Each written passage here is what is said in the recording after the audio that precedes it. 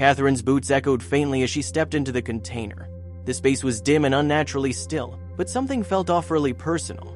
There were no shipping labels, no cargo markings. Instead, she saw traces of life: a makeshift bed, blankets, an old cup on the floor, tipped sideways. She turned slowly, catching the faces of her crew in the doorway. All of them stood frozen, their expressions pale, eyes locked on the strange interior. "What is this place?" Katherine whispered, her voice thick with disbelief. No one answered. The silence felt heavy, like it had been waiting for years. But before we start, smash the like button and make sure to subscribe if you haven't, and hit that notification bell so that you won't miss any new stories. It was a day like any other in Katherine's life: calm seas, soft wind, and the comforting groan of the hull beneath her boots. She rose just before dawn, as always, and poured herself a mug of black coffee before stepping out onto the deck of her patrol vessel. As captain of the Coast Guard vessel Solara, Katherine was responsible for a rotating crew of 25 and an unspoken promise to protect lives at sea. The ocean was her rhythm, her purpose, and on that morning the horizon looked like brushed gold under a waking sun. She stood quietly, sipping coffee as the waves shimmered beneath her. After finishing her coffee, she made her way to the wheelhouse, passing nodding crew members readying for the day. Inside, screens blinked quietly. She began checking overnight reports, readings, and sonar scan. The coastal buoys had logged major underwater tremors too strong to ignore. The alerts were clustered 20 nautical miles from shore. The sonar feed was pulsing irregularly, the data refreshing faster than usual. Her instincts kicked in. She grabbed the comms mic. "All hands gear up. Possible submersion event near Buoy 8 Gulf. I want the drone prepped and crane teams on standby. Move." Katherine didn't waste time. She briefed her first officer and activated the ship's alert status. Within minutes, the Solara was slicing through the morning fog, her engines humming steady. Katherine stood at the helm, one hand on the throttle, the other sketching mental contingency plans. Something about the readings felt off. By the time they reached the source of the disturbance, the crew was in full operational rhythm. Katherine attached the inspection camera to their deep-sea drone herself. She had learned not to delegate the things that mattered most. With practiced hands, she calibrated the feed and initiated the descent. Her crew took their positions at the heavy-lift cranes and towing pontoon. The water was still unusually clear, almost eerie. The drone slipped beneath the surface like a ghost, and Katherine took her position at the dashboard. Through the live feed, she scanned coral-streaked rocks, scattered debris, and then something unmistakably foreign. There, resting awkwardly on the ocean floor, was a shipping container, not torn or rusted like others they usually recover. It was intact and without any major damage. She leaned in, reading the structural shadows. "Crane teams, prepare for lift," she said. The mechanical claws extended and latched onto the container. The crew moved with perfect coordination, but as the lift began, the Solara jerked violently. The crane groaned under pressure. Katherine grabbed a rail. This was strange. They were on a highly equipped towing vessel that could easily pull out massive objects from the water, but somehow, this one container was making the machine struggle. The crew tried again, and with much effort and a few nervous faces, they eventually managed to lift the mysterious container out of the water. The cables strained visibly as the crane's gears whined under the unexpected weight. Katherine watched the tension meters spike higher than she'd ever seen. "Easy," she called out, her voice calm but sharp. Salt water streamed from the edges of the rising container, glistening like sweat under pressure. Every inch upward felt earned. For a moment, it seemed the crane might give out. The ship tilted slightly starboard, sending tools sliding and boots scrambling for grip. Katherine gritted her teeth, heart thudding as the winch stuttered. But then, inch by inch, the mass broke the surface fully. A low cheer rose from the crew, relief washing over their tense faces. With a loud bang, it landed on the deck of their ship, and the entire crew immediately rushed in to inspect the new exciting find. The crew wanted to know what was inside the container that had made their ship groan in effort. But while the crew was swarming the container, Katherine stood at the dashboard and pondered over the bizarre detail that had somehow eluded her colleague. A shipping container wasn't usually watertight, so when lifted off the ocean floor, one might expect water to leak out of every hole. But somehow, that wasn't the case here. Somehow, this plain-looking shipping container was insulated, like it was designed to keep every drop of water out. But why was that? The team's deck workers, who formed the crew's muscle, had already started pulling on the door handle when Katherine nudged her crew to be cautious. "Open it up, but do it slowly," she stated. With a large bolt cutter, the main lock on the container was cut off, and afterward, the door's handles were pulled aside. Slowly but surely, the container doors swung open. The crew was intrigued to find out what was inside the container, but when they peered inside, their eyes were left wide open at the bizarre discovery. Katherine stepped away from her post and inched closer to the container. She silently walked past her crew members and entered the open container space. The woman's eyes were as wide as they had ever been. Though they'd speculated about the container's contents, this was beyond their expectations. Katherine broke the silence, wondering aloud if someone had lived there. The interior looked like a furnished room bed, couch, closet, even a table and chair saw nailed down securely, as if to survive movement. "Have any of you ever seen anything like this?" she asked. No one responded. All equally puzzled. Questions mounted. Where had it come from? Who lived there and why? They began searching the space. Among the scattered objects, Katherine picked up a picture frame showing a Southeast Asian man with his family. Had they been the ones living here? Before she could finish her thoughts, a colleague shouted, holding up a sealed plastic bag.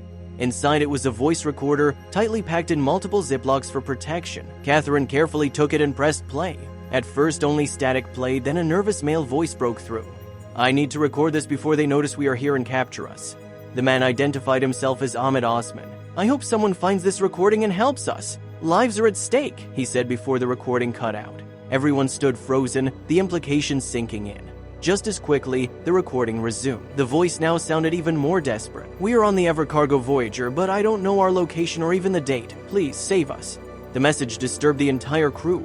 Something terrible had happened, but what? They returned to their cutter ship to form a response plan. Katherine rushed to the wheelhouse and issued a maritime alert, requesting help locating the Evercargo Voyager. Reports soon flooded in. The ship had been spotted repeatedly but always docked briefly, only refueling and moving minimal cargo. Katherine noted this strange behavior.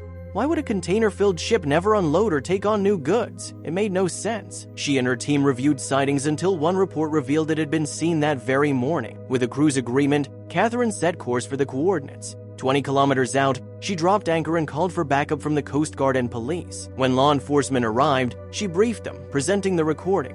Thankfully, they believed her. But a major issue remained: they had no legal grounds to board the Evercargo Voyager. The recording was emotional and troubling, but legally insufficient. Without a warrant, the operation was stalled. Complicating matters further, the cargo ship's brief docking habits appeared intentional to avoid inspection.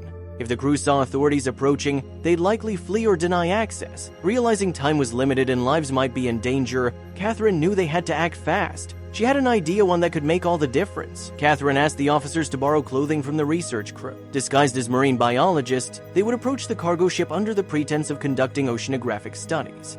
The vessel's position provided a perfect excuse for their fabricated research on fish migration. Once dressed, Katherine and 4 officers boarded a small dinghy from the back of the research vessel.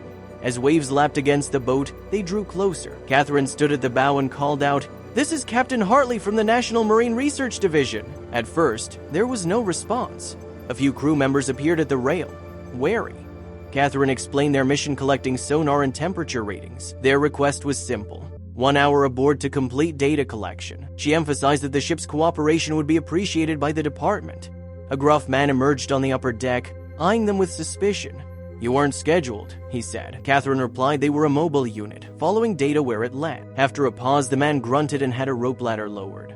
1 hour. Stay on deck." As they climbed aboard, Katherine quickly assessed the ship's structure. Her team, appearing to unload equipment, moved with purpose. Katherine signaled to 2 officers to follow as they slipped away from the main deck.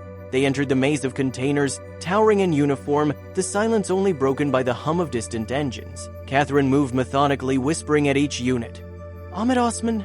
But there was no answer. Then, near the portside bulkhead, she froze at a faint knocking 3 taps. A pause, 2 more. Pressing her ear to the container, her heart raced. The sound repeated. Spotting a padlock, she nodded to her team.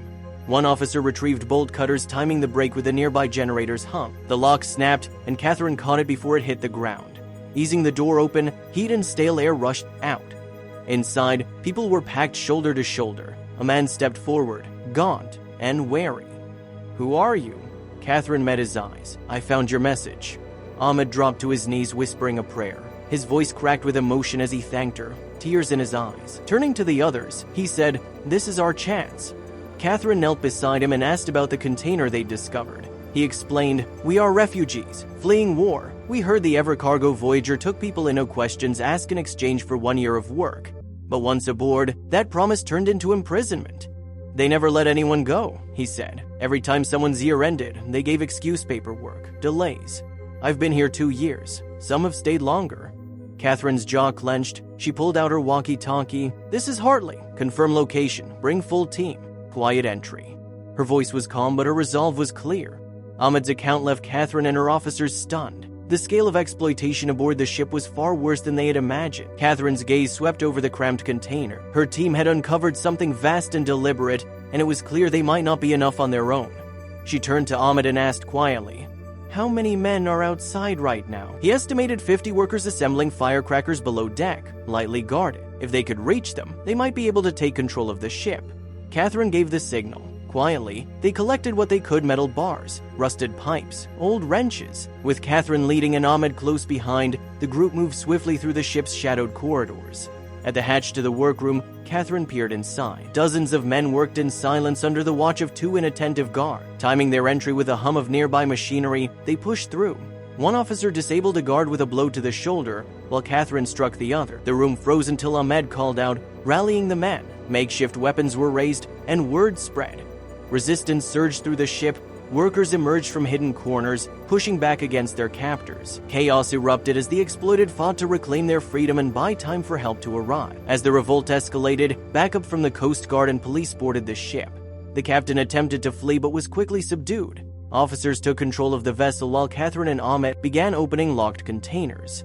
Under escort, the ship was redirected to port, where emergency services awaited. Relief workers offered blankets, food, and medical care. News of the raid spread rapidly. Headlines captured global attention: cargo ship raid uncovers exploited workers, and trapped at sea. Public outrage followed. Who allowed this to happen? How had it gone unnoticed? Still, the survivors' faces spoke louder than any headline. Governments issued statements. Companies denied knowledge. Promises were made. But Katherine focused on what mattered: the people. Investigations began, tracing the ship's shady routes, hidden ports, and untraceable contract. The road ahead would be long, but for now, lives had been saved.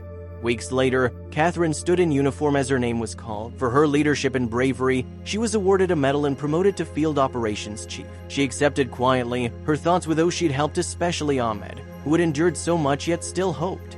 As applause rang out, Katherine felt no pride, only determination. What had happened on the Voyager wasn't a one-time failure. It was a sign of a deeper system in need of change. And her mission to expose it, fight it, and end it was just beginning.